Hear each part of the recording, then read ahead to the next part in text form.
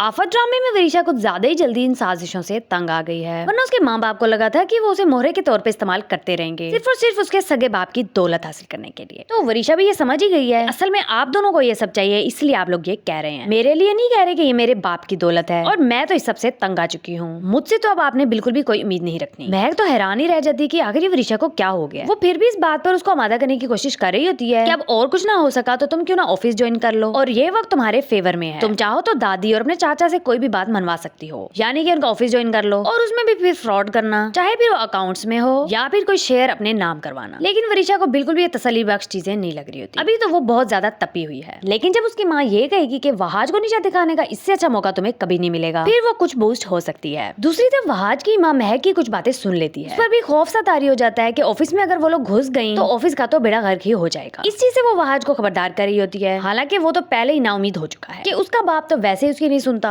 तो मैं वरीशा को कैसे ही रोक सकता हूँ। अब वहाज वाकई अपनी खैर मनाए। अगर वरीशा ने ऑफिस में कदम रख लिया और उसके चाचा ने भी ऑफिस की सारी सूरत हाल से उसको आगाह कर दिया, वहाज को तो वो दिन में तारे ही दिखा देगी।